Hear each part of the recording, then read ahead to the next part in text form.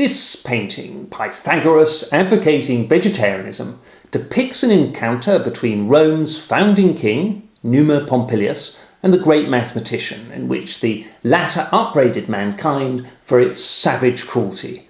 According to Ovid, Pythagoras spoke of the golden age when the fruits of the earth were enjoyed without labour, bloodshed, or oppression, all of which rather suggests that the conflict between vegetarians and meat-eaters has been going on for thousands of years.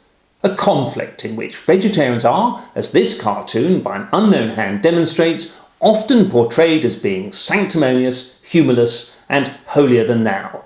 Many meat-eaters delight in trying to catch vegetarians out. How, they'll ask, can you drink milk or wear leather or keep pets if you're really such an animal lover? Indeed, vegetarians are frequently suspected of being hypocrites, and if ordinary vegetarians cop it, you can guess how a vegetarian with connections to the meat industry gets treated.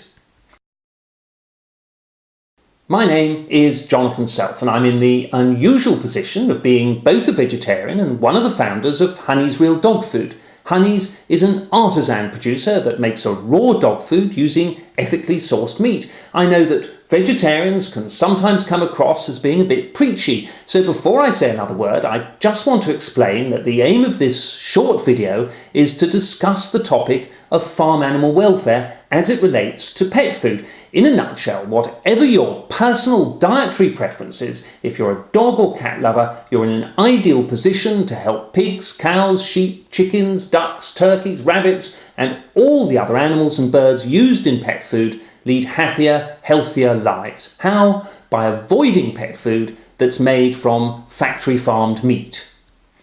There are many reasons to deplore factory farming, beginning with the fact that it causes serious damage to the environment. For example, it accounts for 37% of methane emissions, which has more than 20 times the global warming potential of CO2. Or, to offer another example, deforestation for animal grazing and feed crops is estimated to emit 2.4 billion tonnes of CO2 every year. Equally bad is the routine use of antibiotics in factory-farmed meat, which is having a very negative impact on both human and animal health, to the point at which many antibiotics may shortly become useless. Also, of course, the appalling conditions in which factory-farmed animals and birds exist don't bear thinking about. Much of the damage being done by factory farming could be prevented if the pet food industry, worth 30 billion euros in Europe and $20 billion in the United States, decided to take a stand. If dog and cat manufacturers made farm animal welfare a priority, it would improve the lives of tens of millions of animals a year and would also heavily influence the human food sector. But how can this ever be achieved? One of the best ways is by example. If manufacturers see a growing demand for dog food made from ethically sourced meat, and if their customers start to ask questions about ingredients, it'll have a huge effect. That's why Honey's puts so much emphasis on where the meat it uses comes from. At a bare minimum, it must be British and free range. Ideally, it's also organic or wild. Moreover, Honey's visits all of its producers and their slaughterhouses because it's important to see firsthand that the highest possible standards of welfare are being observed. 1% of Honey's sales, incidentally, is donated to Compassion in World Farming in order to support campaigning for better farm animal welfare.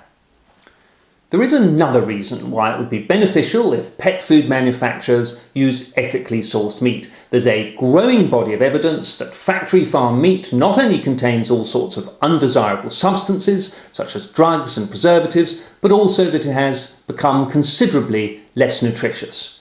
Finally, I'd like to make a point relating to the ethics of keeping pets at all. I've heard it argued that dogs and cats are not environmentally friendly, and also that it's fundamentally wrong to exploit other animals to feed them. I don't agree with either point. Until not so very long ago, we used to share our lives with a variety of species. There were more wild animals, of course, and we also existed cheek by jowl with farm animals and horses for transport.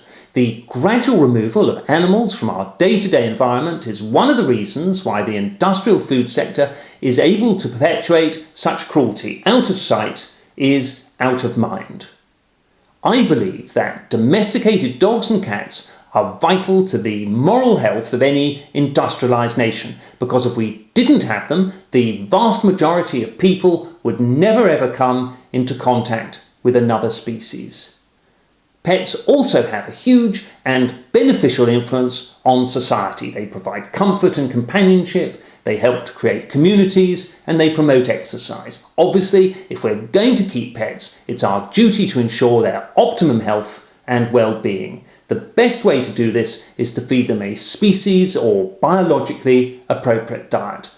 Dogs and cats are carnivores. They need meat. Very few of the world's food producers, let alone pet food producers, have farm animal welfare on their agenda. If you feel strongly about this subject, please make your voice heard. Together, we animal lovers can make a difference.